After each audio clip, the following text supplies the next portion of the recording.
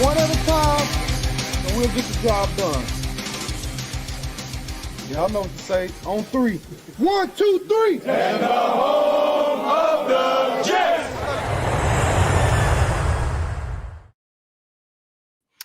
What is going on, everybody? This is a first. It is my first noon stream on a Sunday, and it's a first that we've talked on a Sunday, I think. We usually talk like late night sometime and everything else, and this is like a many firsts for us. I'm happy to be here. I'm happy to be popping your noon Sunday cherry. So I appreciate the invite as always. Well, first of all, good to talk to you, man. I know you're busy as hell, and I appreciate it because you do a tremendous amount of film study, which is great because it helps guys like me. I don't do any film study. I kind of rely on you to be my resource. So, how you been, man? How do you feel about this team overall as we go into the roster? Yeah, as you know, a little bit pre-show talk. I've been absurdly busy with a move and just trying to get all the film done and stuff. But overall, good. Cannot complain. But in terms of the roster and stuff, like it's a new beginning. We always kind of convince ourselves, whether it was Todd Bowles or Saleh, whoever it was, that it's going to be different. It does feel a little bit different with Glenn. I think we have to acknowledge it may take a year or two for them to truly compete, but we just don't want to see the half-ass mistakes that they've done for years under some of these coaches. Glenn's he's on a good start, but obviously what happens when the game starts, it's all fine now, but he's got to prove it. Tough start to the schedule. With that being released a couple of weeks ago, obviously it starts off quite a bit tough, but are they competitive in these games, and do they make these stupid mistakes that they have in the past? But overall, I think the trajectory is up. You can't really get worse than last year. Talking about the Super Bowl, and you get 5 wins, like how brutal can it get? Yep. Especially after all the suffering, I kind of convinced myself, like, hey, this is going to be the year everybody breaks out of it. The Cubs for 100 years, whatever it was, here it comes.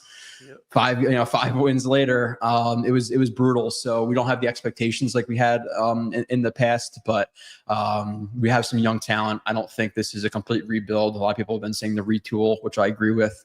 I think if the Jets are competitive, they win 7-8 games, I'll sign up for it this year. But I'm just excited to be rid of the Rodgers stuff and all the drama and Saleh and his fake tough guy stuff. So Glenn seems to actually be about it. So I'm excited for the future. Now, do you buy into the notion, which I'm going to tell you I do, that Aaron Glenn's tough, kind of demanding style with more about accountability and discipline will pay off with this young roster? I think it was kind of I don't want to say a country club culture, but it was very, it seemed like it was very easygoing atmosphere at Florham Park. Do you think his new style, his new approach, a more hard-nosed approach can pay dividends, which will actually result in wins this year? Do you think it's going to, that could be that swing? Yeah, it's kind of hard to tell, right? Because you've had multiple coaches from different styles be successful. Pete Carroll seemingly runs more of a country, country club type style, and they obviously won a Super Bowl. You have Bill Belichick, who was basically a dictator, and they've won before, so it's kind of hard to tell. I do think it's good specifically for this roster because it seemed like the players were a little bit too, for lack of a better term, like loose on Twitter and stuff, and Breece Hall tweeting out 4 footballs after getting carries, and Sauce on certain tweets, and Becton for a few years on all of his stupid tweets and stuff. So I do think this roster kind of needed a kick in the ass. And I was interested when Rodgers came in, because they came from so much losing all of these players to, okay, now our expectations Super Bowl, how are they going to handle it? I don't think they necessarily handled it in the right way, and maybe they bought into the hype. I think players have actually admitted they bought into the hype a little bit. So I do think a kick in the ass with a tough coach could help them out. And I think a lot of these guys kind of want to be coached hard. Sauce is a guy who wants to be coached hard. JJ is definitely a guy who wants to be coached hard. So I think it will pay dividends, and realistically, it really just can't get worse than it was with Saleh. So there will undoubtedly be improvements again because they're coming from the bottom. So there's really nowhere to go but up. So I think it'll be good again, kind of get these guys to refocus and not just kind of walk around like you said, a country club. Yeah, you're back to business now. Now it's hard work, get the results. And I think they're embracing it because they're tired of losing. They've seen a dysfunction. They've seen a lack of direction. All right, listen, it's his way or the highway. I'm all in now. And a lot of guys, like you mentioned, they want to be coached hard because they want to be good. They want to get their big numbers and they want to get paid. If you're losing with poor numbers, it's the worst of both worlds, right? You're not going to get anything you want out of this. And it's miserable in this market with this fan base and this media. Now, it's all going to start and end with Justin Fields, where I actually like him because I think it's of all the options available. We talked about this last time, but I think he's a young guy with plenty of potential, but can you get it out of him? Can he progress in his reads? Can he make good passes? Can he do all these different things? I think the Jets have embraced him. They're building around him. And it's an opportunity, not a slam dunk opportunity, but I think there is some really good things. I've watched your videos too, where there's some good, there's some bad. But I think if you coach him up, which is a big question too, because we don't know what Tanner Engstrand is, have a chance to compete with him. What are your thoughts on Justin Fields? Yeah, it's like a thing where we're typically the team where the bad quarterbacks come from, and then they go to another team and are successful. Can we completely flip it on its head where now, these quarterbacks are coming from bad teams or bad situations, and then they come to the Jets and be successful? But like you said, it's kind of a thing where you look at the quarterbacks available in the offseason. It's like, who else had the opportunity to be a long-term starter for the Jets? Like, okay, maybe it was Sam Darnold, but he was never coming back. And obviously he folded at the end of the season anyway. Justin Fields is 26 years old. So there's still a shot that he could be something. A lot of his problems come with processing and not coming off of reads, sometimes coming off them too quickly, sometimes hanging onto them too long. Also some pre-snap stuff where it's like, hey, based on this coverage, you should not be hanging on to the one for this long, because the coverage is going to dictate that the one's not going to be open at all here. So come off of it quicker, get to your 2-3, and there's some processing stuff that he just struggles with that. But overall, again, it's like, this draft class wasn't the strongest in terms of the quarterback class. A lot of the free agents available weren't young and didn't have upside to be long-term starters. So Justin Fields, in my opinion, was the best option for this year. So I'm excited to see an offense built around him. I got one question for you, though. The things that you mentioned, how much of that is coachable? Now, you see he's wearing the GoPro on his head to see, like, all right, what are your reads? What's your thought process? What are you looking at? How much of it can be coached out of him, where it's like, all right, we can help you become a better quarterback, help, prove your eyes, improve your decision-making? Is that possible? Or is it more just, this is the player that he is? Yeah, I think it's somewhat coachable, but I think it's probably a lesser chance than it is that he just improves and becomes a better processor, because I'm sure guys have tried to coach it out of him. But again, it's easy to do in a meeting room or to see in when you're sitting down in an AC'd room. But MetLife Stadium, 100,000 people, you got pass rushers breathing down your neck and stuff. It becomes a little more difficult. So I think it's possible, but I would say it's more likely than not he doesn't improve greatly there. Again, I don't think there's a great chance that he'll be the Jets' long-term starting quarterback, just being completely transparent. But there's a chance. Again, you saw Darnold, you saw Geno. They become at least like okay quarterbacks, but and so it's a case by case basis too. It's who is the coach, how does the quarterback respond to coaching, and those are some things that we obviously never know because we don't know what's going on behind the scenes. But so I think it's possible. But if I had to bet, like gun in my head right now, is Justin Fields going to become an elite or a good processor? Probably not. But I think if you can get a guy like him just to be okay because of the threat with his legs as well, then he could be a really good quarterback. So I'm not ever going to ask Justin Fields to be an elite processor. Cut off half the field, rollouts, all that stuff, RPOs, read options. Again, ask him to be just an okay processor. Take advantage of of his legs. Get him 600, 700, 800 yards rushing, 5-6 touchdowns a year. A little bit over 20 touchdowns, limit the picks, simplify the reads. And he could be a guy who's going to be, or he could be a guy who's going to be a long-term quarterback for the Jets. So I don't think he'll ever be great at it, but I think he has a chance to be okay at it. And I think that's a somewhat realistic ask, but obviously we have to see what happens throughout the season. Now he has a great offensive line. Hopefully they can run the ball. We have to see what Engstrand is as a coordinator and how easy he makes it for him and how simple he makes it for him. Again, I think there will be a lot of like movement and stuff in the backfield, a lot of eye candy, really simplifying things for Fields while confusing a defense. And then we'll see where it goes from there. Obviously the receiver position is not the best, so we have to see how that works out. But I think the Jets are going to run heavier personnel anyway for the run threat. So it's just an interesting case, and obviously we'll have to see as the season comes along. Yeah, but see, the way you describe Fields, they can still compete with him being like that. If he is a average to slightly above average quarterback that doesn't turn the ball all over endlessly, then it's like, all right, you can be in every game. Run the ball, great defense, great special teams, and you get a break or two, you're going to win 7 or 8 games. That's the way I look at it. Like, and it's like, make it lightning in a bottle. Like you talked about, hey, like Geno didn't pan out here. Geno, he's a Pro Bowl quarterback now. So to me, it's like I'm taking the optimistic approach. Not really sure why, because I don't believe, we don't know what Engstrand is. We have no idea what any of these guys are, but I think he's got a chip on his shoulder. He's a good kid, blue collar mindset, great work ethic. He's got talent. So if they can and it seems like Glenn Do you think they're going to have the offense kind of conservative early on, like build up the running game, be more physical, nasty, and then open it up as the season progresses? Because if they play that style of football and they have good defense, they should be all right, I would think. Yeah, like I said, I think it's going to be a lot of motion in the backfield, the RPOs, read options, stuff like that. I do think in terms of like intermediate passing for Justin Fields, I don't think he'll ever even be average there, just being honest, but short passes, simplifying stuff. But also you have to take advantage of his deep ball ability too. He has a really nice deep ball, good arm strength and things like that. So I think it'll be a pretty conservative offense, but they'll also have enough deep shots where it concerns the defense. And I think that's specifically why they brought in a guy like Arian Smith, and a lot of people didn't like that pick, and I'm sure we'll get into it, but it adds an element to the offense that they didn't have before, where, you know, you may have to play a safety over top of him, and that's one less guy in the box. So I do think it'll be relatively conservative. Again, get Justin Fields confident, and then you start adding in more concepts. But for now, again, it's about simplifying it for him, in my opinion. Really sitting down with him, getting 10, 15 concepts that he really, really reads well, and then he really responds to well. And then there's 14,000 different ways to run the same concept. You could run sail from 30 different looks. So I would build around the 10, 15 things he's really comfortable with, implement that in the offense. And then again, you have a lot of the read option and motion in the backfield, confusing defenses. Like I said, he's a below average passer right now, but if you add elite legs to a guy who's just an average passer, if he can become that, you're talking about a starting level quarterback for the long term. So can they get him from below average to average? That's the question.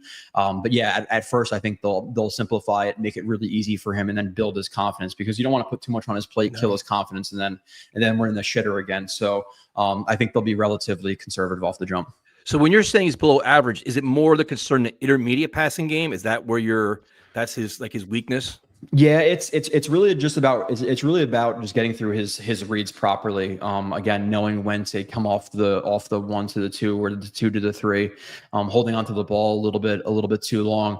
And just pre-snap reads too, again, based on coverages, knowing what's not going to be available. You know, okay, I have a seam route versus cover 3 or Tampa 2. It's not gonna work out. Get off that seam quicker, get to the dig if it's like a Mills concept or something like that, or a dagger concept. So there's definitely processing issues with him. Obviously, the shorter passes, the less kind of processing you have to do, so he looks better there. And then kind of the same thing with the long ball. You know, just throw the long ball. There's really not a lot of processing there. As a safety over the top, okay, nope, throw it. So that's an easy thing to read. But when you start working intermediate, a little bit longer reads, longer drops, more eye manipulation for the quarterback, so it gets a little bit more advanced. So I would stay away from intermediate, and specifically intermediate inside, you know, in the middle of the field, because obviously middle of the field there's a lot more traffic, so there's a lot more processing you have to do there. We even saw Aaron Rodgers. Like Aaron Rodgers throughout his career wasn't a guy who really wanted to throw over the middle because it's a lot more dangerous. So I would keep Justin Fields away from that. But yeah, again, it's really just a processing thing, and knowing how to read leverages, knowing how to read coverages, both pre and post snap rotations, all that stuff that he struggles with. But I do believe he could be a average processor, which again, with his legs, makes him an above average quarterback. But at first I would keep it simple. So his best friend should be the offensive line, which could actually be a strength this year if things pan out well for them. What were your thoughts on the Membu pick? And do you like how this line is stacked up? And like, to me, honestly, I thought they were poorly coached last year. I think we all did. And there were so many blown assignments. There was just lack of communication. So many things went wrong that I'm hoping, we don't know what Steve Hyden is either, but you're hoping better line coaching, better line play. That'll help him a lot. But do you like the Membo pick after watching him and how this line is put together? Yeah, pre-draft, that was my number 1 pick for the Jets. So I believe I came on here and said, okay, you know, realistically at 7, yeah, I want, you know, Travis Hunter, but that's not going to happen. Living in the realm of realism, I was saying that Membu would be my pick at 7. I think he had the highest ceiling out of the guys who were available there. I like him a lot. Weird thing after the draft, though, like a lot of people were saying, oh, he's a mauler in the run game, and needs more development in the pass game. That cannot be less than or more or less than true. Like not more or less than true, but that's the opposite of what he is. People are like, oh, he's a mauler, pass or needs work in the pass game. I'm like, what? Like, what are you guys watching? Yeah. I think realistically, what happened was, a lot of people saw his Oklahoma highlights, which is all him mauling guys, and then people just associate him with, oh, now he's a mauler. It's like, but you didn't watch the other 1,000 snaps he had that year. Like you watch 4 snaps and now that's the player. Like what are we talking about here? But so he's pretty developed in the pass game. So I think he'll help out a lot there. There's some things he has to work in the pass game. Sometimes his outside hand lands high. Sometimes he plays a little bit high. But overall, he's really polished there for such a young player. So that's really exciting. Obviously played right tackle at Mizzou. So now he's going right into right tackle, which is great. He needs work in the run game. He's very inconsistent there. One play, he'll blow a guy up. Other play, he'll be reaching for contact a little bit, be off balance, end up on his face and then let up a tackle. But overall, yeah, you're talking about what, a 21-year-old dude who has elite movement skills, crazy RAS score, already pretty good in pass protection, needs a little bit of work in the run game. I definitely like the pick solidifying the offensive line. I know it's not the sexy pick. It's not a receiver. It's not a tight end or anything like that, but I'm all about building in the trenches. And specifically after watching Taylor, the pick in the second round, I was happy that they didn't grab a tight end in the first, because the gap between Warren and Taylor to me is much more small than the gap between Membu and the next tackle there. So I was 100% fine with taking Membu there, and I love the pick. So now, what is your thoughts on this whole Tippmann, Josh Myers kind of potential competition? Like, do you buy into that? Or to me, it's like, I'll start by saying this. I love competition, man. I think when you inherit a team, you don't start handing out positions like, oh, you're all starters. You started last year and we're good. No, let them all earn it. But do you think Tippmann's a really good player? They're kind of giving like a little light of fire under his ass, or is this legit? I think they're lighting a fire under his ass. Do you remember a few years? Do you remember Ben Ijalana from a few years ago? I do. That was like 2017. He got a 2-year, $11 million contract for $5.5 million. Okay. So Ben Ijalana, who was definitely a backup level player 8 years ago, got $5.5 million. Yep. Josh Myers did not get $3.5 million to be a starting level center. There's just no way. It's just not going to happen. And you're talking about, Tippmann, who I don't know what, I think he graded as like a top 15, top 10 center or whatever it is by PFF, and take that with a grain of salt because I think PFF blows.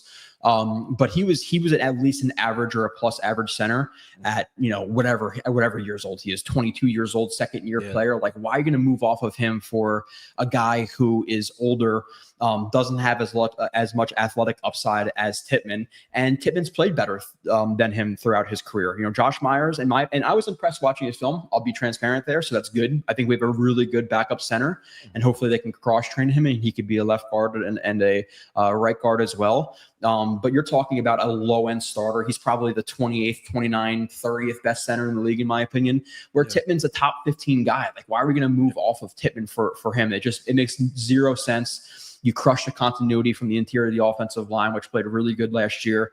It makes absolutely no sense. Now, if he got $7 million, I'd be like, okay, maybe there's something here. He got $3 million. Like, let's be realistic. No, I agree. Like, I'm excited about the offensive line, to be honest with you. You have 2 young bookend tackles, a lot of potential here. So it's like, all right, if you have a mobile Justin Fields, you have a line that should be able to block much better than last year. So that means open up the running game, which should be, the obvious answer there.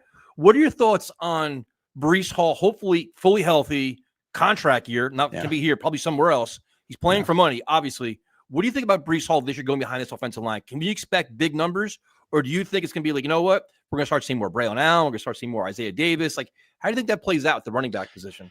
Yeah, I don't know, man, because it's weird because he was better the year after his injury than 2 years after his injury. So a lot of people were like blaming, oh, well, maybe he wasn't healthy last year and it's because of the he tear his ACL? Is his ACL, right? Not his Achilles. It could be the Achilles. I forget. But nonetheless, 2 years after the injury, he was worse than the year after the injury. So I don't think it was that injury. Now, there could have been a new injury that obviously we had no idea about. And I don't want to offend Jets fans here, but Breece Hall was average, and that's maybe giving him too much. In my opinion, he was below average last year.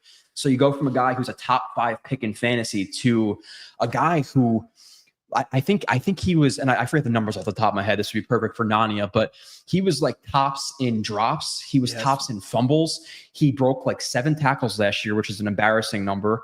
There was times he was literally falling down into tacklers without even trying to drive his feet. There was times where there was lanes wide open, he just didn't see them. So I get like we all want to blame the guys who are gone. Like that's Jets fans always do that. It's like, oh, the coach, and trust me, Keith Carter sucks. There's no doubt about that. But it's always the other guy's fault, not the player that you love's fault. Breece Hall was not a good running back last year. He was a jag at best. Let's just be realistic.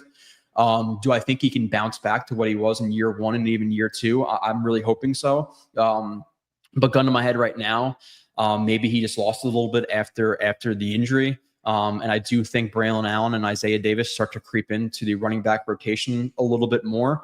And it's just interesting with Breece Hall because like, what do you do with him after this year? Like, do you sign him? He seems to be a guy who's relatively overconfident in himself just based on what he tweets and the lack of accountability he takes sometimes. So I think he thinks he's a little bit better than he's actually played so far in the NFL. Like, yeah, he had 6-7 really, really good weeks, in his rookie year, but past that, there's been a few games that he's been good, but we haven't like recaptured that magic of his rookie year yet. And behind an offensive line that's pretty damn good. Like it was pretty good last year and it's gonna be pretty good this year. So he'll have a great opportunity to get some numbers in the run game. But just being realistic, what I saw last year, like I get wanting to blame other people, but him individually, he was not good. He fumbled the ball, he dropped the ball, and he did not break tackles. Again, I think the number was 7 tackles in 250 reps. Yeah. That is a really, really, really bad number. Now, do I think Rodgers did him any favors by checking out of the run all the time? Breece Hall never really got into a rhythm because Rodgers wanted to throw the ball to his best friend and Devontae Adams all season and stuff. No, that didn't do Breece Hall favors, but him individually, rep by rep, it was not great. Now, again, with more continuity, with more of a focus on the run game, with a better offensive line, with a better OC, with a better offensive line coach, can he bounce back? No doubt. Am I putting all the money in my bank account on it? No, because of how just truly bad last year he was, at least relative to my expectations. Yeah, in terms of like spending money wisely, I'm not spending it on him going forward. It's like, all right, if you want to, like, even like John said here, like, use him as much as you want, trade deadline, trade him. I'm completely cool with that. I think we got to move on because you want to pay Garrett, Sauce, and everybody else. It's like, I'll move on and trust Braylon Allen and these other guys going forward. Now, the position that's my biggest concern is the wide receiver group, which is driving me crazy because you want to put Justin Fields in a spot to succeed with reliable, consistent pass catchers. You have Garrett Wilson, which, all the talent in the world, pay him great. But after him, it's a lot of concerns, a lot of unknowns. And that's bothersome, where we all know it's like, especially when you saw other guys get signed elsewhere for $3 million a year, it was kind of like a conservative approach, almost an arrogant approach. Like, all right, we're going to get these guys, like under the radar guys, that are going to blossom underneath, that's going to be coached up well, which is risky. So what is your thoughts on the wide receiver group? Yeah. And just go back to Breece too, really quickly, in terms of like paying him. If we were the Eagles or the Chiefs or a team who's like a running back away, then yeah, fine. But I don't think we're in the spot right now to be paying a running back $12, $13, $15 million a year, whatever it may be. But yeah, in terms of the receiver group, like I would still like them to add a veteran, Amari Cooper, Keenan Allen, something like that. It's not great, obviously, right now. Like, I'm not going to try to blow smoke up your ass and say Josh Reynolds is a great number 2. I do think Josh Reynolds is being a little bit overlooked by fans. I think on a bad team, he's a decent 3. I think on a good team, he's a pretty solid 4. Like that's where I think, and that's who our number 2 is right now. So obviously he's miscasted a little bit. He's elevated a little bit too much. So you got Josh Reynolds there. I would say I like Arian Smith more than the average Jets fan does, just based on some of the elite traits he has. 4.36. He runs faster than that on film. He's truly a blazer. Like it's elite speed. I think he's even faster than that. He gets out of his breaks pretty well. Obviously, it's to fix the drop problems, but if he could do that and get coached up a little bit, I think he can actually be a pretty solid player. But yeah, but past Garrett, a lot of questions. Josh Reynolds he wasn't great last year. Now, with that being said, he changed teams. He got shot and he goes to a new team and he's in Seattle for like 5 weeks and he doesn't put up numbers. It's like, yeah, you're bouncing around teams. You get shot. Like, you're not going to probably put up great numbers. Yeah. But obviously still a huge question mark. We have no idea what Corley is, apparently some maturity issues, but we don't know what he's going to be. No idea what Arian Smith's going to be in year 1. Lazard is here, I think, as a blocker, but he may be your 2 or 3, but he had 45,000 drops last year. So, how does he bounce back? back. Xavier Gibson's nothing but a jag. Let's be real. So there's a lot of questions. But now with that being said, I do think there will be an emphasis obviously on the running game. So receivers not going to matter as much. I think they're going to be running heavier personnel, 12 personnel, all that stuff. The question is, okay, who's the second tight end behind Mason Taylor? Even Mason Taylor is a rookie, so he's going to have his ups and downs. The one thing I will say about this offense, I did a review of this guy. It's not out yet. One guy who I almost guarantee that no Jets fan is talking about right now is Andrew Beck. It's the first signing they've ever made, actually, as this new regime, was a fullback from the Texans. I think he's going to be involved pretty heavily in this offense. Obviously, as a hybrid guy or like a Yeah, so I think so. When I watched him, he's a guy who plays straight fullback. He plays H-back, and he actually ran routes as a tight end at times and actually got open. Like he ran legit routes. Now he didn't get the opportunity to do it a lot, but when he ran routes, it's like, damn, like okay, that's pretty impressive. So I think Andrew Beck may be your tight end 2, fullback 1, H-back, who's nobody's talking about. Now, does Andrew Beck mean we don't need a receiver 2? Like, no, absolutely not. But I do think there will be a much heavier emphasis on 12 personnel, 21 personnel, so it won't matter as much. But while also acknowledging that, hey, they should be grabbing another receiver. Again, I think Reynolds on a bad team, or a bad receiver group, which the Jets will be, I think we can obviously improve. But I think Reynolds as a 3, like I'm okay with it at the minimum. Reynolds as a 2, like, no, let's do something else. Bringing Keenan Allen for $5-6 million. But the problem is obviously 2 to tango, right? Yeah. Keenan Allen could want to go to a contender. And I hate that with free agency. And I know you see it. It's like, oh, why didn't we offer this guy more? And he would have signed with us. He'd been like, dude, I hate Jersey. I hate the humidity. I hate the taxes. I hate the Jersey Shore show. Like, I'm not signing there. Like, you have no idea what goes on behind the scenes. Yeah. So if they're able to and he's willing, I would look into a Keenan Allen or a Cooper, but I would definitely not overlook Andrew Beck. I actually made highlights of all these guys. I could pull up Andrew Beck highlights if you want to pull up Andrew Beck highlights. But I think he'll be a large factor. But they definitely need more at the receiver group. I think it's probably a bottom 3 group right now in the league. Now with Arian Smith, is he a one-trick pony? Because it's funny, people say, "Well, you didn't watch this game, you didn't watch that game. He does a lot of good things. He had the drops, but he can do all these other things." Is that true, or is he truly a burner that is just a raw project that needs a lot of coaching? Yeah. More the latter. He's a project. But he has more athleticism. And one of the dumbest comparisons I've heard of the offseason is, oh, he's Stephen Hill. They could not be more different in terms of their athleticism. Stephen Hill was a long strider and fast, but Arian Smith is so much more quick than Stephen Hill ever could imagine be. Like Stephen Hill was like a giraffe. Like, he's had no control of his body and stuff. I remember that. Where Arian Smith he's fast as hell and he's quick. And again, there's some route running potential there. He uses some nuance in his route running. He definitely needs to clean it up, but he gets out of his breaks really, really well at times, like square cuts and, outs and things like, well, out is a square cut, but he gets out of his breaks really well. He's truly elite speed, true elite acceleration. Stephen Hill was fast, but not Arian Smith level fast.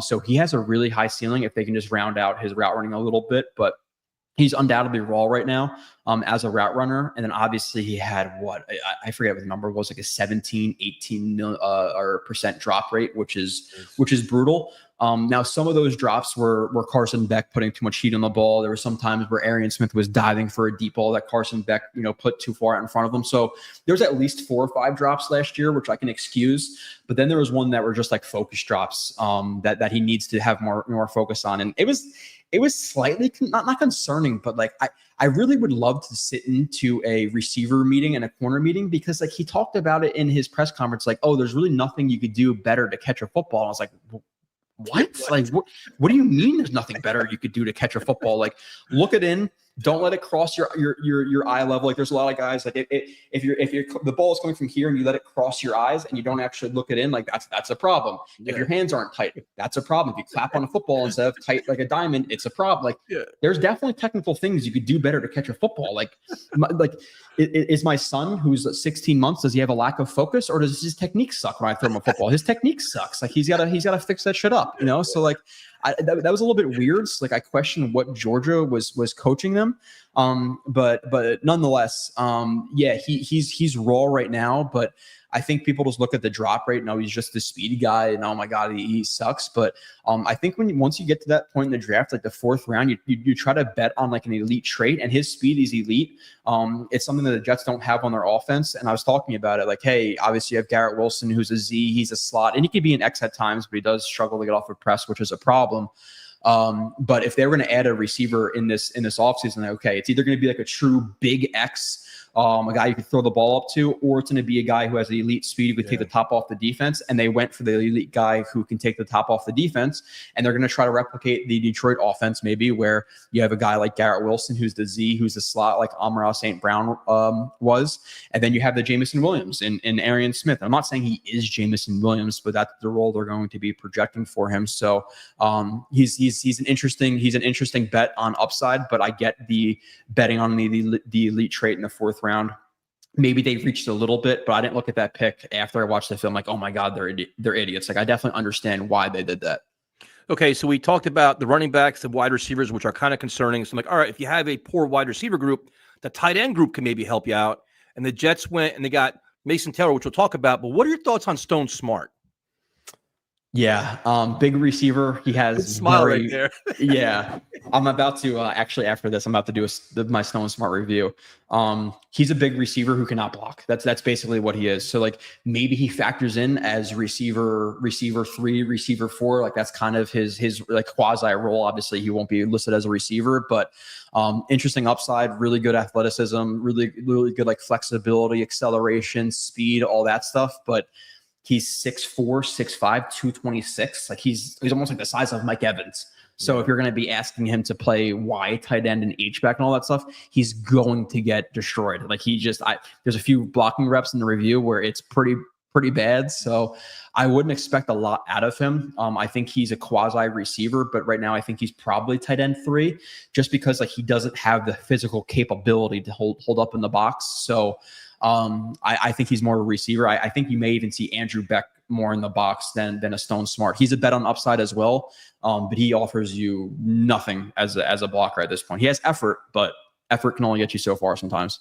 All right, so then you go to Mason Taylor, a pick I loved as well, man. And you said it really well with the drop-off from Membo to the 2nd round in terms to like Loveland, Warren to Taylor. Now, what's your breakdown of Taylor? And I think he's probably going to be a starter day 1. I think they probably want a lot out of him early on because the position's barren. Like Ruckert, I don't have any faith in, unfortunately. So you figure he's going to get all the opportunities in the world to flourish. What's your breakdown on him? Yeah, if he can't beat out Ruckert, we got some issues because Ruckert, man, just like oof. Wasn't that like he caught a ball last year? He just like wasn't he? I think he caught a ball on the flat to the right and was running with the ball and just fumbled. Like nobody even touched him. He just fumbled the ball. Like trips a lot. Brutal. Yeah. Brutal. And we have, we want him to be great because of, his family, Jets fan and all this stuff. And he's just been really disappointing. But yeah, with Mason Taylor, I think obviously he has quite a bit to go in the run game. It's not a thing where like Stone Smart, like he's not capable in the run game. His hands are always high, his hands are always wide, and that's a problem. Obviously, with like wrestling, like you want to close a guy in, you want to be tight to a guy, you want to have nice tight elbow angles, all this stuff. The wider you are, the higher your hands are, the less control you're going to have.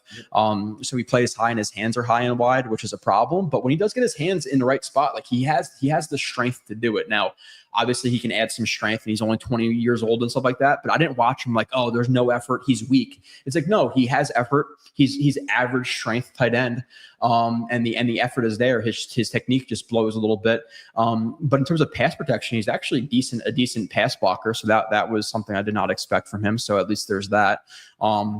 Super smooth, good acceleration, solid speed, really good hands. I think he had like a 2% drop rate or something like that in his last year of college. So he's smooth with that, catches the footballs that go his way. Not the best yak guy. I think he's okay at yak specifically because he carries speed through his catches and he's really quick to turn up the field. But in terms of like breaking tackles and stuff like that, it's just not there. There is effort there, but I don't think he'll ever be like a great yak guy. I think you're looking at just a really good route runner, consistent tight end who catches the football, which is something we haven't had since Dustin Keller. So hopefully he could be that. But yeah, I like the pick. Again, after watching him, like and I'm not just saying this, I don't blow smoke up people's asses. I think you know that. after watching him, I'm like, thank God they did not take Warren, because I didn't watch Taylor. I was like, oh my God, there's such a big drop off. Like, yeah, Warren has more physical upside to be a very good tight end, where maybe Mason Taylor's, 8 through 15 or something like that.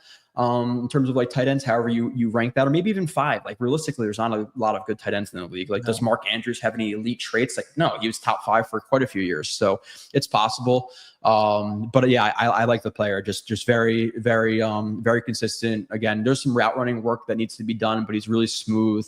Good pass protector, efforts there, good lineage. Run blocking needs work, but so does Ruckerts, and so does Stone Smarts. So that's why I think that Beck. I think Beck is a guy. He's the best blocker they have out of any skill groups. So I think he'll be there. All right, so we covered all the offense, and you're just killing it, dude. I love this kind of stuff, because like the best thing about you is you keep shit real. Like, there's never any fluff, never this kind of no, this is real. Like, and it's your opinion, and you stick by it, which is great. Defense is interesting because I thought they grossly underperformed last year. They weighed too much talent to be as bad as they were. They added some pieces that were questionable or just weird or just concerning. But then you look more into it, you're like, all right, you have faith in Aaron Glenn, you have faith in Steve Wilkes, maybe blind faith, no idea. But the first one was Stevens, where you're like, all right, they want to replace DJ Reed, got a lot of money. You saw how he played last year. It's like, all right, like right place, but didn't make, right position, didn't make the plays. All this Aaron Glenn talked about, Wilkes talked about it, but he's got a lot of potential though. So it's like, can you get the most out of him? But then we'll go to him first. What are your thoughts on him as a player? And do you think it's worth that contract in this defense? Yeah. So one thing, clearly, or actually a few things. One, they clearly like bigger corners, right? We've established that he was a bigger corner. Sauce is a left cornerback. He moved around a little bit more last year. He struggled a little bit more last year. So do they want to strictly keep him to the left side? I think that's probably something they're going to do. Especially because Stevens was a guy who specifically played right. So I think they're going to want to lock their corners on each side to keep them comfortable, because people act like moving around and shit is just so easy when you're playing elite athletes. Like, no, if you're comfortable left side, you're comfortable left side. Like, keep them there. That's fine. So he fits the box of bigger corner. He fits the box of a right cornerback. And watching the film, it's like, he's so frustrating, because if he just fixes his ball tracking and his awareness, he could be such a good corner because he's there all the time. Now the Ravens run quite a complex scheme. They mix up their coverages a lot. I think the Jets will play him less in off coverage. I think he will be press cover 3 or cover 1. So they'll simplify his role a little bit. You get him in press, he's on the receiver's hips the entire time. Like, he's pretty damn good at staying attached. He has to play the ball better. And that's not something I'm saying. It's not like a catcher, like, oh, just play the ball better. Like, there's quite a few reasons that I go through in his review of why, where I go into specific examples. Like, there's little things like, okay, you're playing a receiver vertical. If he starts looking back for the ball, if you look back for the ball, if you're in a good spot, look back within the first 3 to 5 yards. If you look back after 10 yards, that receiver, that ball is probably there, right? Because he's been looking for 10 yards. So there's little things where he has to know, specifically on vertical balls, not to look back for the ball. If I was his coach, in terms of the cornerback's coach, I would tell him, if it's a vertical ball, play through the receiver's hands the entire time. Do not look back for the ball at all. If you do, you're in trouble, because he really struggles vertically, trying to just look back for the ball. Again, looking at the receiver's eyes for 10 yards, the ball should be there. And then he looks back and the ball's over his head. It's like, dude, what are you doing? Like, you can look back if it's quick, if you have certain leverages and stuff, which that's very nuanced. I would need to actually pull up a play to go through that, but check out the review I do. Playing the ball vertically, he's got to change that. In off coverage, there's another fix. And again, the playing the ball thing, it's a thing that they can at least maybe not fix completely. They can squash it just technically. Again, do not look back vertical. Okay, that'll fix a lot of his problems just right there. And there's a little bit more that he could fix there. His second problem is something in off coverage that I talk about a lot in his review. It's already done. It's waiting to be posted. Shuffle versus weave. In terms of off coverage, he tends to shuffle, which is kind of like opening your hips and almost playing, almost just playing in a shuffle. Like your near hip is to the receiver, instead of weaving, which is basically just getting lateral on a back pedal. If he could stay more square and off coverage, he'd be a lot better.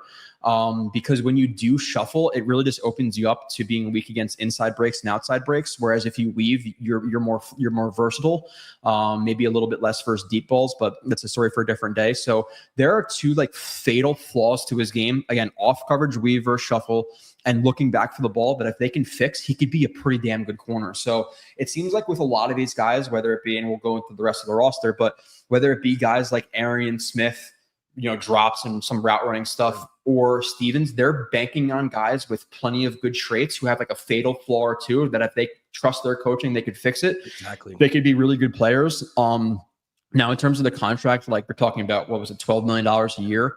Is $12 million a year for a low-end corner too crazy in today's market? It's really not. And I think that's what he is. I think he's a lower tier, number 2 corner in the league. Then again, if you could fix those fatal flaws, which are coachable, it's not just a thing where, he doesn't have a feel for it. There are technical things he could get drilled on in the offseason that he could be a pretty high upside corner too. So that's another one I looked at first. I'm like, the numbers are bad. But after watching, I'm like, dude, this is it's very coachable. So why I was not done with the Ravens? I don't know. Again, I would love to sit in the meetings, but if that dude looks back for a ball after 3 to 5 yards vertically this year, I'm going to lose my shit on the coaching because it just can't happen with him.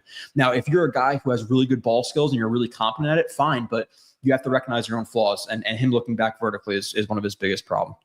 Now, what are your thoughts on Cisco? Because Aaron Glenn praised him endlessly for his leadership, his abilities, and the culture he can come bring in here with his physicality and his range. What are your thoughts on him? Because he's a really interesting player. Yeah, so it's funny because like Arian Smith, a little bit higher on, I would say, than fans. Brandon Stevens, just because of the fatal flaws, I understand a little bit higher on than fans. Cisco is frustrating because his tackling is brutal. It is brutal. It's bad. It's bad, man. Is it Jordan Whitehead bad? Like how bad is it? Yeah. Really? Yeah, it's bad. Specifically from deep. So if he's playing in the box, he's a little bit better. But you start talking about playing, over the top. If it's a run that's a little bit more horizontal, he can get lost in traffic a little bit, take a little bit too shallow of angles. And if he comes from over the top, he plays it way over the top, where dudes just undercut him all day. So he needs to improve on the tackling. I do like the versatility. He could play in the box. He could play in man coverage. He has some solid size. He has some solid range. He plays with effort. He could lay the boom on people. Again, another thing where if he could fix the tackling, he would be a pretty solid. And there were some mental lapses there. He's not perfect. There's definitely a lapse or two. But the tackling, there must have been, I don't even know, 6, 7, 8 touchdowns he gave up just by a missed tackle. So that was his tackle. I'm not gonna lie to you guys, it is really bad. So he needs to improve it. But all the other traits, I get it. It's another guy with size, some really good traits. One fatal flaw with him is the tackling. So can they fix it? It seems easy, fix tackling, but Jordan Whitehead hasn't done it so far. Nope. And it was so funny with Jordan Whitehead because as soon as he was signed, people were like, and I think I talked to you about this before, but oh my God, such a great tackler. And I am not exaggerating. The first game I watched, he got like 3 broken tackles by Cordell Patterson, like one for a touchdown. I'm like, what are we talking about? Like, what is this shit? So that's why it's important to watch the film. But yeah, Cisco, I like the upside. The tackling was infuriating though. I'm not gonna lie. It was funny because I remember we did a post free agency a show and we talked about Whitehead because I was excited about Whitehead and you're like, bro, the big hits are great. He bounces off of guys. He does this. I'm like, you brought me back to reality so fast. And it actually came to fruition. Like it actually happened. I'm like, fucking Joe was right. I'm like, this guy can't tackle for shit. It was terrible. Yeah. So it was, that's concerning. I like Cisco. I like his range, I think we're so desperate for help at safety position. Like, Tony Adams, we have no idea.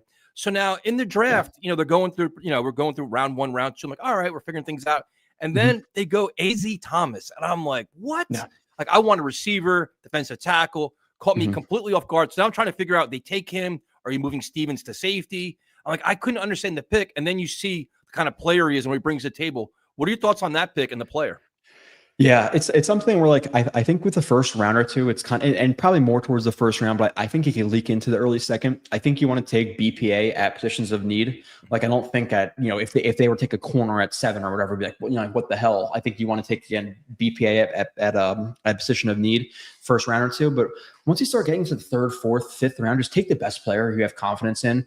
Like, you have no idea what's going to happen in a year. Like, what happens if Brandon Stevens tears his ACL in the first practice or whatever, and then it's like, oh, we have AZ Thomas. Like, I get wanting to fill holes, and I think that's kind of part of the problem. And I'm not saying you do this; I don't think you do, but I think a lot of fans tend to like do the mock draft simulators. And, oh, I got a D tackle, a receiver, a tight end, we're set, you know. But like, it's not how it works. It's just grab the best player you have confidence in being good. Like, if they had AZ Thomas as an A+ grade at that level, but all the D tackle that all the fans want to get was a B+, are we going to take are we not going to take the A+ player over the B+ player because we're trying to fill a need? Like, at that point in the draft, just grab the best players available.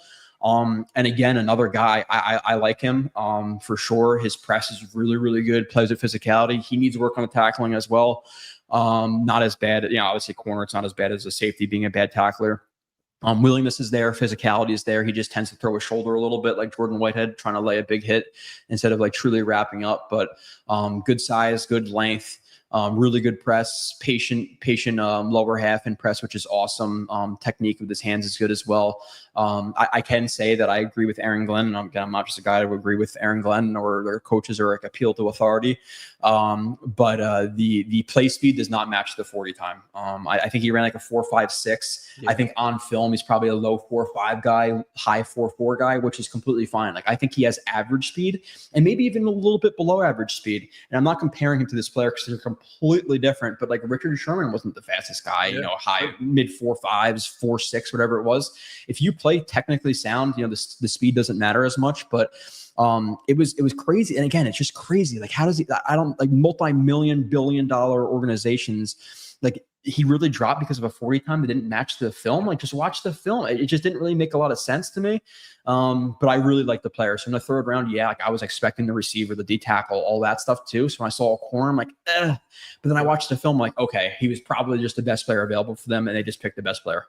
Now, do you see him like starting potential where that's like, because like you want to build to the draft ideally. So I think a lot of times as fans, we're like, oh, we picked these guys. Like, we think about this year. You got to think about next year and the years to come too, as they build into starters or really good role players or special teams guys, whatever else. Can you see him being a starter in this defense? Yeah, no doubt.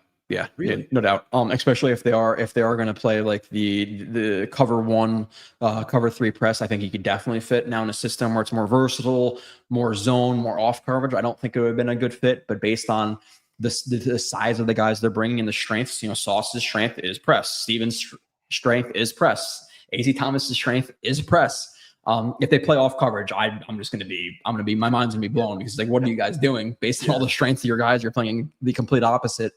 But yeah, I think he could be the starter down the road. I think if Stevens wasn't here this year, I think he could be a starter day one. That's now, obviously, would he struggle year one, bumps in the road, all that stuff? Yes. But, if Stevens wasn't on this roster, you said, okay, in a retooling type year, AZ Thomas is your corner too. I'll be like, okay, let's ride. I think he can actually be decent in year one. So, I really like the pick. Again, it wasn't the sexy pick because it wasn't a D tackle or anything like that. But I think it was the right pick just based on what I watched of him. And in terms of addressing the secondary, they went Malachi Moore too, which is really interesting. Another versatile player. It's a lot of injuries, but what do you think about him, man? It seems like he's got a lot of potential. Yeah. He's an interesting player because he's what, like 23, 24 years old. So he's almost seems like he's near finished product.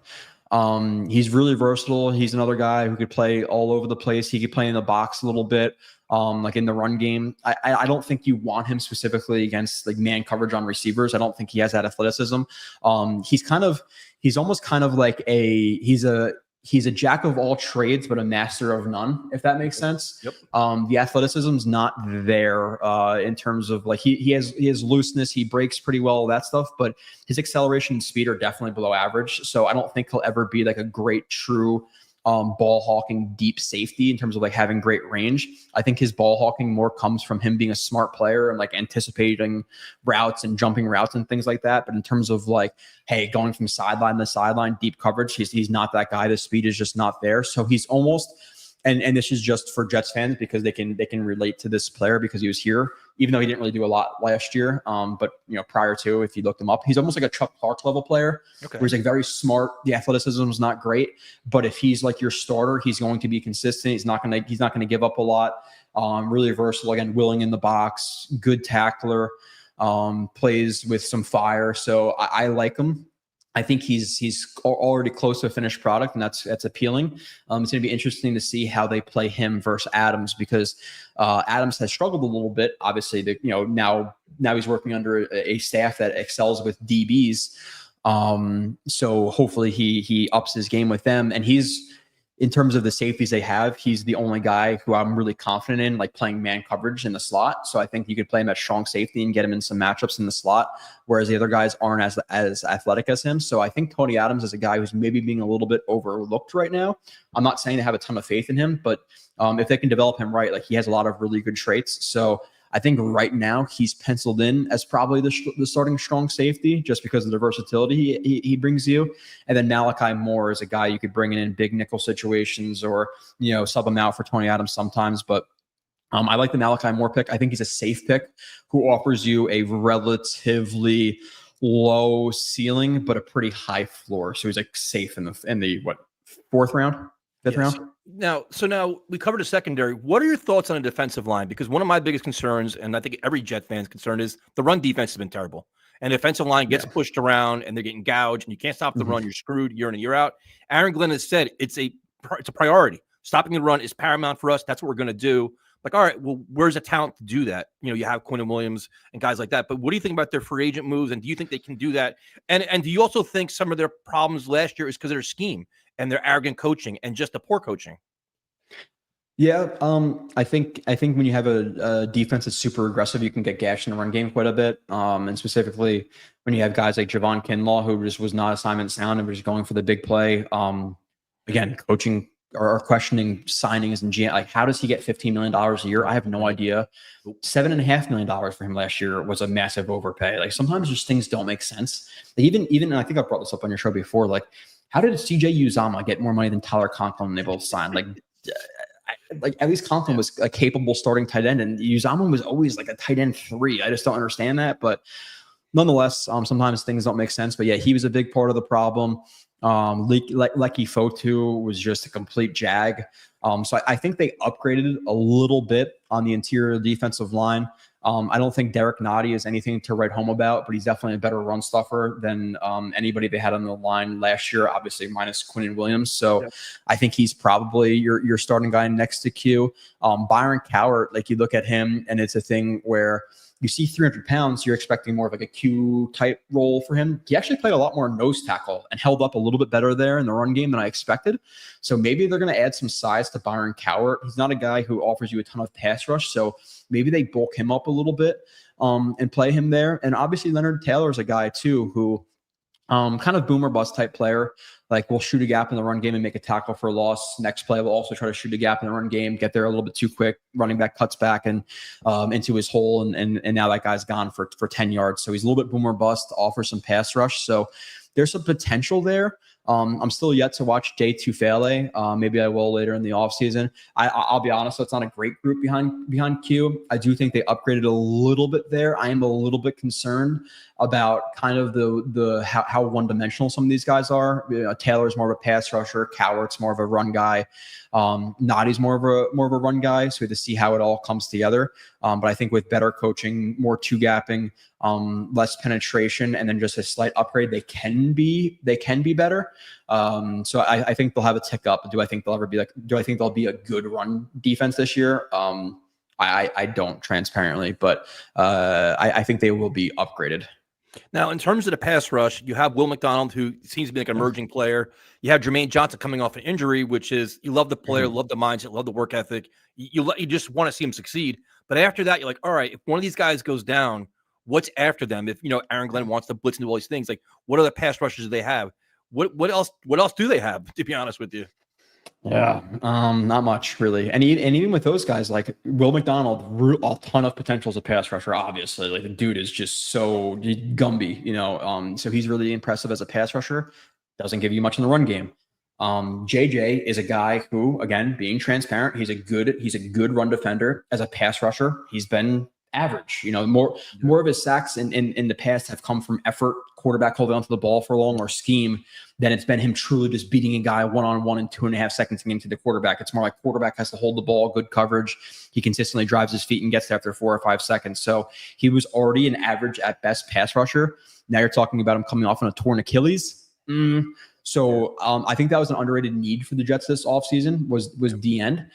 Because one, what if JJ doesn't bounce back as quick as we want him? And again, Will McDonald is relatively one-dimensional, even though apparently he added some weight this offseason, which could be great for him. But I thought that was a need for them that they didn't really address, because even behind them, right now you have Tyler Barron, who's obviously a 5th-round pick. So how much can you expect from a 5th-round pick? Almost like a JFM light type player, a little bit lighter than JFM, but kind of versatile in terms of inside-outside. So he's an add, and then past that, it's Clemens and Watts. I don't know why Clemens is still on this roster for $3.5 million. I would just have Watts, who's at least an okay run stuffer, doesn't really give you much as a pass rusher. So there's not a ton of depth there. And then there's also in the offseason, just looking at, Aaron Glenn's tendencies. He's obviously more of a 3-4 guy, which is really just more having 5 guys in the line of scrimmage and things like that. And I thought they're going to add like a hybrid D-end outside linebacker. And I think that's why maybe I brought up on here Jalen Walker before the draft, hybrid D-end outside linebacker guy, because you could get that 5th guy in the line of scrimmage in a 4-3 and make it a 5-2 and then run some 3-4 principles while also still running a 4-3. So like it adds some versatility. And they didn't add that. Now looking at the defense, like maybe that's a guy like Maui. It's not Maui Goa. I think it's Maui Noah is how you actually say it, but I'll say Maui Goa for now. The 5th-round pick from Miami. He's a guy who could set the edge a little bit. He could pass rush a little bit. So maybe that's the role for him. But yeah, I think the D-line is lacking a little bit. It's just crazy how he went from having a top 3 defensive line, and then Joe Douglas completely dismantled it, paid Javon Kinlaw what JFM could have been making, which is just criminal, and all that stuff. But I think they upgraded slightly again. D-end is concerning, but again, we're not going for the Super Bowl this year, so see if McDonald, added some weight and that can help him in the run game. See how JJ bounces back off of the Achilles, and see where we go from there. But transparently, would I have liked another D-end there? Probably, just because Watts is probably our DN3, DN4 right now. And again, it's criminal that Clemens is still on the roster. Yeah, I don't understand. Now, do you think the defense will be better or worse than last year? It's hard. It's hard to say, because obviously it's a new system. So how do they all react to the new system? But last year, like I'm gonna say better, just because last year it felt so disappointing. Like the Seahawks game, they gave like a big touchdown to Kenneth Walker, like pretty much immediately. I think it was the Patriots game. They let Jacoby Brissett drive down their throat with like a minute and a half left. I think the Colts game, the Jets like took the lead with a touchdown. The Colts come back, score a touchdown. The Jets score a field goal. The Colts come back, score a touchdown. So like situationally, they were just so bad, whether it be end of game, before halftime, giving up leads and all that stuff. So I think with better coaching, less penalties, they should be better. Again, I think the run defense will be a little bit better just because of the talent upgrade that they made on the defensive line in terms of the interior. So I think they'll be better, but I still do think they'll struggle as a run defense. And it's kind of, it depends on what the offense does too, because if the offense isn't scoring points, teams are going to be more one-dimensional, just pound the ball down our throats and stuff like that. It's going to be hard to stop. Whereas if the offense can put up some points, then we're able to rush the passer and do all that stuff. So it's kind of depend on the offense a little bit more than maybe some people realize. But I do think they'll be better. But I think the defense is actually pretty poor last year. Maybe not statistically, but situationally, they were awful at times. All right, so it's June 1st. It's a quiet time in the NFL season. What is a realistic expectation for the 2025 Jets, man? Because Jet fans are like, it's a tank season, we suck. Some people are a little more optimistic, where better coach, better attitudes, blue collar team, they can surprise us. What's a realistic expectation as of today? Yeah, I think Vegas is 5.5 wins, right? Which I think Vegas is usually pretty spot on. I think for me, it's probably more in the range like 6 to 8 wins, like gun to my head, maybe 7 and 9, or 7 and 10 actually now. So I think that's probably where they fall. But again, it's not a thing where I'm going to take victory laps for competitive losses or anything like that. But kind of do at the same time. Like, listen, if they come out and they're competitive with Buffalo week 2 and they put up a fight against the Steelers and all this stuff, like, okay, I just don't want to see them getting blown out and the silly shit on social media and, four football emojis from Brees. Like, it kind of depends how they lose as well this year, but I think they'll be competitive. I'm expecting about 7 wins. In 2025, and then in 2026, I think it's realistic to expect playoffs. Yep. I do. Like, this team is not 2020 where Andre Roberts is our receiver 1 at times, and Marcus Williams or whatever his name was, not the safety, but the corner was our corner 1 and all that stuff, or Dimitri Patterson with Isaac. Like, we're not that bad. So I think they were smart and free. And again, there was a move or two in free agency that I would have wanted, but I think they were relatively smart about it. Like, hey, let's save some money. Let's not invest big contracts in the guys who are unknown. Again, like, I do think there's some merit to building through the draft and not free agency. And obviously, like, you don't want to blow your load too early. Like, why are they going to spend a bunch of money when they're not ready for that point in their franchise right now? So I think you build up the young guys, you see what you have, you invest more in free agency next year. You have another draft, and I think in 2026, it's fair to expect 9, 10, 11 wins, compete for a wild card, and then obviously, hopefully, the trajectory is just up. But I'm not expecting them to be a bottom 5 team or anything like that. I think 7 wins, 7, 8, maybe 6 wins is kind of where I'm living, which doesn't sound great, but again, it's kind of dependent upon how they do it. And that's an improvement of what we've seen. 6 wins is actually an improvement at the last couple, right? It is. It's sad, but true. It's like, but there's a lot of things you can see if they're competitive, if they're well coached, if they're disciplined. If they're losing because of lack of talent, I can understand that, because guess what? They don't have a lot of talent. But if they can find ways to compete with Justin Fields and like implementing new schemes, a whole new coaching staff, that's progress. But then, like you said, it's not a 5-year plan like solid. We're not going to mail in 2 years like, oh, we inherited a JV team. Oh, we have this. Like, no more fucking excuses. Like, be competitive. Let's see progress by the end of the year. Like, all right, they're going to start off slow at the beginning of the year. They get better as the season plays out. Next year, take that next step and be a playoff-bound team, because every other team in the NFL is doing that. No more 5-year plans, and I think that's real. That's reasonable. Yeah, and again, they have young talent. Now you have some guys who aren't like blue chip, but are good players like Sherwood and well, Quincy's a little bit older, but you have Sherwood, you have a few other guys, but then you have the blue chip guys. You have Q, you have Sauce, you have Garrett. So they are not they're not completely barren of talent. So again, another year of maybe a little bit aggressive free agency, more draft picks. I think you should expect, to be much better. And really, one of the main points is, minus the Panthers last year, who weren't a good team, like, you really don't see a lot of bad teams with great offensive lines. Nope. And the Jets last year were at plus average offensive line. You have Fashanu, who year 2. You have Simpson, who's year 2. And he was even pretty solid with the Ravens. I think last year, maybe not on here, but I definitely spoke about it. Like, he's an underrated sign for the Jets, and he balled out. Tippmann with another year, AVT with another healthy year, Membu. Like, this offensive line should be like the driving force of the team. But like you said, like, if it's a thing where they lose because of the positions they lack, Arian Smith drops a ball late for a touchdown, or they get gashed in the run game, and say, okay, we expect that because we don't have a lot of talent there. But in 2026, you address those needs, and then we should be better. So again, are we jumping off sides 1,000 times in a game, or blowing 2 timeouts in a row like we did last year at times? Or how many delay of penalty games did we have? It seemed like every game had 6 delay of game penalties when there's a damn clock in the end zone you can look at. Like, what is going on? So like, as long as you're not doing that type of shit, then they should be fine. Again, the coaching can't be worse than it was, so that's an upgrade. I think the defense is a really bad situation, so they'll be upgraded. But you have to be realistic about the roster, in both the negative and the positive. They're not a terrible roster. They got talent. This isn't the 2020 Jets, but they're also not the Eagles. So we're kind of in the middle somewhere. So that's why I expect 6, 7, 8 wins, something like that.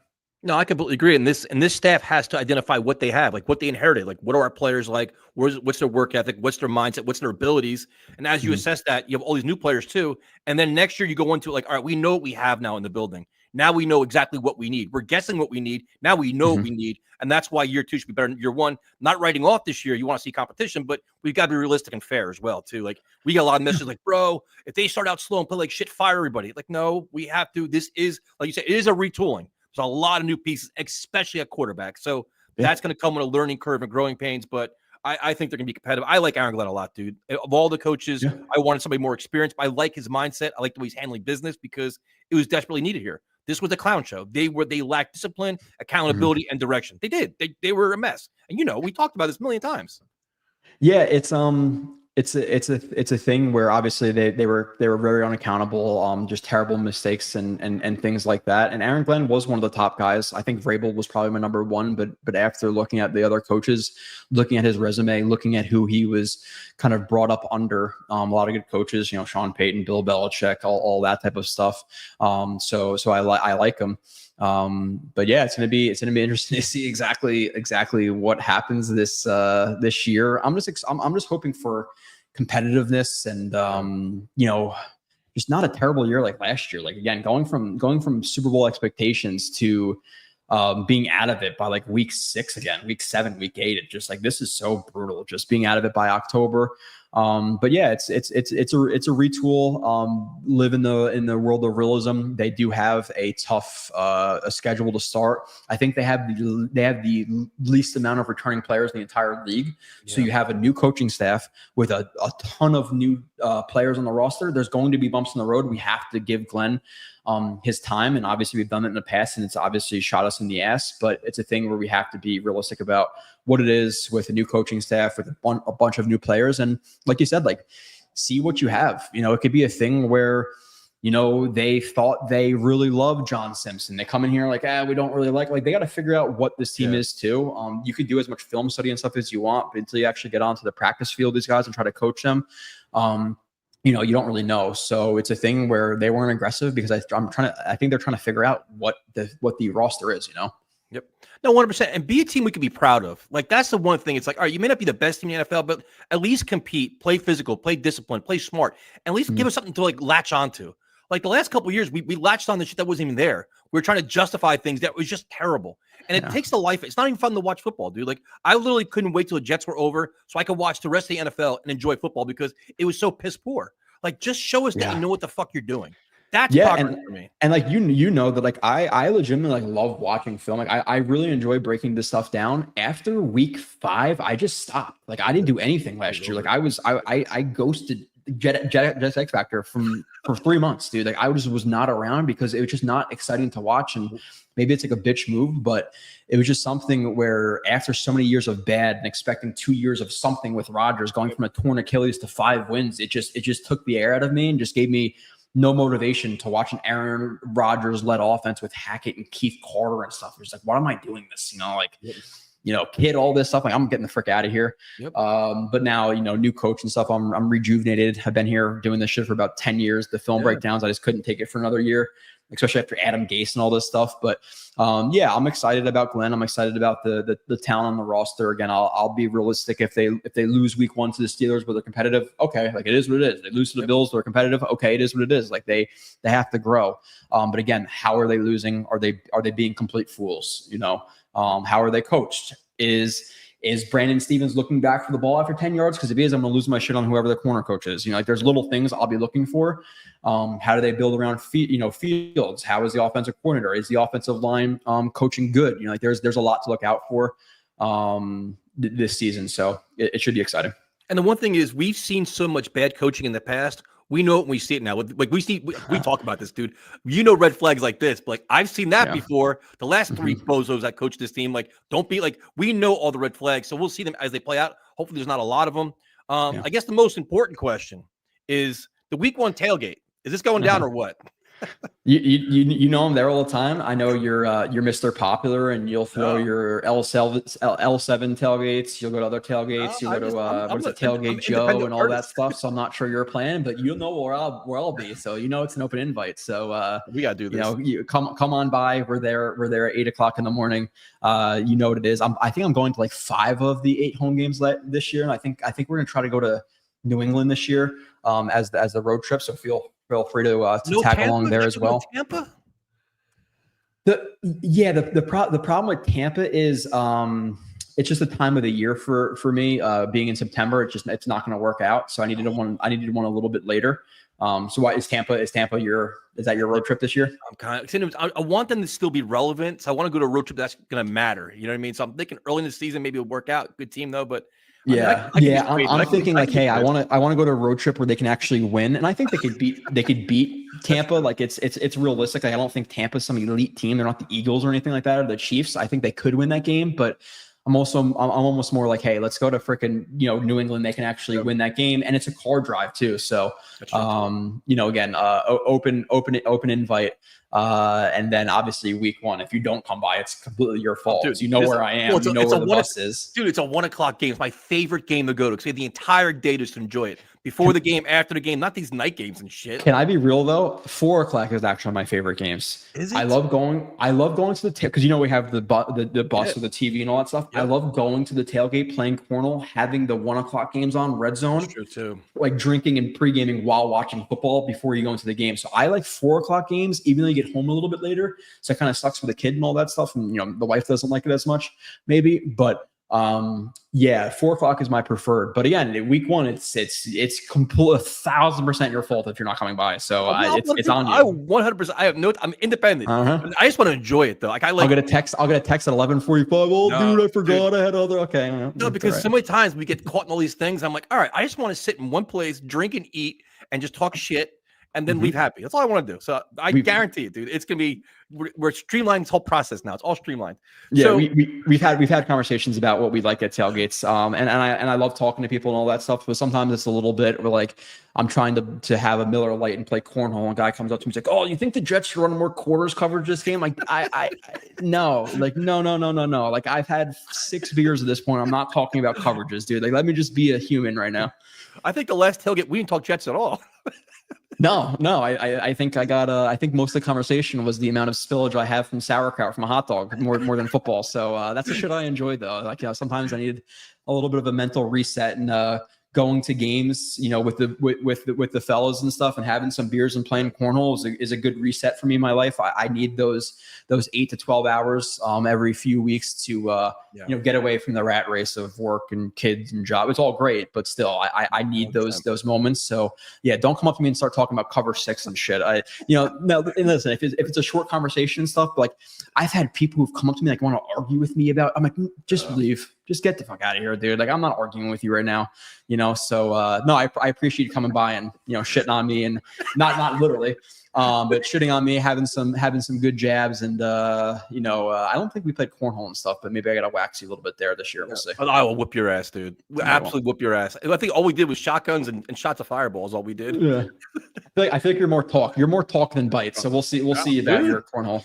Well, so first of all, this is going to be like a quick interview. We did over an hour somehow. I don't know how the fuck we did that. So I appreciate your time on a Sunday of all days. But where can everybody find everybody knows you, dude, but where can everybody find your content? You do all kinds of film reviews, dude. The draft class, free agency, and everything else. Yeah, I know, like, and I've talked about this on my reviews too. It's interesting where like I don't do, and maybe I will once I'm retired. Like I'll make like the quick hitter 10-minute videos, good graphics, top 3 strengths, weaknesses, arrows, highlights of like the guys being highlighted and all that stuff. That's not what I do. I'm more just like nitty gritty film reviews where I talk about a guy for an hour straight and really break it down. I could do more like high quality video stuff, but so it'd be higher quality, but less quantity. And I really want to go through the roster. So I know a lot of these guys. So I get into the nitty gritty about the film reviews, again, like with Stevens and stuff, like I'm talking about, looking back for the ball, the problem and stuff. Like a lot of people will say, oh, well, he just has a problem locating the ball. But it's like, why? Like there's a lot of technical things that he could do differently in terms of like squeezing out of the sideline, playing through the receiver, or playing with his back to the receiver, to the ball. How do you play through the hands? Do you stab? Do you swipe? Shuffle versus weave. I talk about that stuff. Your feet at the line of scrimmage. Like I really get into it. So where these guys excel, where they struggle. So I really enjoyed getting into the weeds with all that stuff. So Joe RB31 on Twitter. I've been a little bit less active on there, just kid and summer and job and all that stuff. I still post like highlights of guys and I'll answer people and stuff. But most of the content you're gonna get is the film reviews and then the live streams, which is also based in not fact, but at least based in film studies. So like, it's not like people ask me about guys. I'm like, oh yeah, this guy is great. Crickets, like no reason why. Like I'll give you reasons why I believe what I believe. And if I'm wrong, but it's fine. So yeah, catch me on the streams and again, it's all based in film study. So no, it's awesome, dude. Like I said, it's very rare where you get guys that actually are not scared to put opinions out there. You can go with the flow of what everybody else is saying, but you don't do that. You listen, this is what I watch, this is what I believe. like it or not, and you can defend it. And if it's, everybody's wrong, dude, and everybody's right. Like it's the world we live in. But I really have so much respect for that, especially in this world where everybody's an expert. Bro, did you see that fucking YouTube highlight? Yeah, I did. It's like I don't know how you do it half the time, because I would go insane, dude. I see your arguments sometimes on Twitter, and I'm like, I would go out of my mind. I just delete. I tend to not answer people as much just because I literally don't have the time to do it. But yeah, there's plenty of people who are like, oh, watch this breakdown or watch this. I'm like, I'm not going to comment, because when you, and I'm not even saying I know 1% of what Bill Belichick knows, right? Like there's people who know a lot more than me. Coach Vass on Twitter is amazing. Like he knows more than I do. So I'm not like blowing smoke up my ass, but then there's times where I watch people who don't know as much, and they blow smoke up people's asses, and they say terms and they're using them completely incorrectly, or are talking about coverages and have no idea what they're talking about, because the normal fan doesn't really know what they're talking about either. Typically they'll just buy into this stuff. And I'm watching these people and they're getting all this credit and stuff. I'm like, but if you just fucking knew all the bullshit this motherfucker is putting out. But I'm not gonna go on Twitter and start arguing with people and shit. But yeah, check out the film reviews. Even if you just want to watch the 10, 15, 20 minutes that's free and you get a kind of a taste of what it is, then do that. If you're a diehard psychopath like I am and you want to watch a 45-minute film review of Andrew Beck, then come and watch that. But yeah, if you really want to know the players, know the roster, I feel like it's a pretty solid website and channel to check out. JetsXFactor, JoRB31 on Twitter, and then just YouTube's and catch the stream, and I'll answer any questions about roster, scheme, whatever it may be. Yeah, Andrew Beck, I'm on that one, man, because like you talked about him like 13 times. I made a star next to his name before. I kept putting a little check. I gotta look at this. Gotta look at this. Andrew Beck. That's the wild card, and nobody's talking about him, but maybe people will start talking about Andrew Beck now because he's the best skill position blocker they have. Well, Joe, again, thank you so much, man. This was awesome, dude. I can talk to you for hours, literally, because you like it's just fun. It's like free flowing, and you have a vast experience of Jets like history too. So it's like, oh, you can relate. Like you mentioned Stephen Hill and guys like that. We're like, oh, I remember him. You can relate to a lot of the conversation, which is a lot of fun for me. So I definitely appreciate it on a Sunday, our first noon stream ever in this world. So that was fun. So thank you, man. I appreciate it. Yeah, no, for sure. Maybe I'll catch you down at the Jersey Shore sometime this year. I know you kind of float around I've been waiting for you. You're just always busy. I'm around all the time. Every weekend I'm around. So my question is, again, I'm not a bullshitter. When have I said, hey, I'm too, realistically, am I probably too busy? Yeah, but I don't think I've ever got the invite where it's like, hey, I'm too busy. You want to do Lincoln Park concert or something like that in Asbury Park? I am down to get down, to go down there and let loose a little bit. What is it? It's Bad Religion and Dropkick Murphys at Stone Pony. You into that? Okay. Well, there you go. You have my number. You have my Twitter. You can message me. You can text me, see if I can go, and maybe I have to get the invite first to be able to deny you the invite. Just so the chat knows, I messaged Joe. Yo, bro, you want to do a show? Yeah, talk to me in a month. All right. Hey, again, I am realistic though. I know. I'm always honest. Moving into a new house with a baby, with a wife who I'm trying to keep somewhat happy while also doing film reviews. Yeah, I had to put it a little bit on the back burner, but here we are talking for an hour and 16 minutes on a Sunday. So it got done. Dehydration waiting for you. I have dehydration. I would have. Yeah, no. So hopefully I see you in the summer, and then obviously if I don't see you week one of the tailgate, you're excommunicated, and I'm not coming on the show ever again. So that's just definitely hanging out. We're hanging out before then for sure. But Joe, thank you so much. Remember, everybody knows who you are, dude. So I mean, obviously they're gonna follow you. I'll tag you. This is gonna go on all kinds of podcast networks too, so it'll be all over the place. So Joe, thank you guys for joining us too on a random Sunday. This is I just enjoy talking to you. So I value any of your time, no matter what day it is. So all right, have a great week, everybody. See you guys.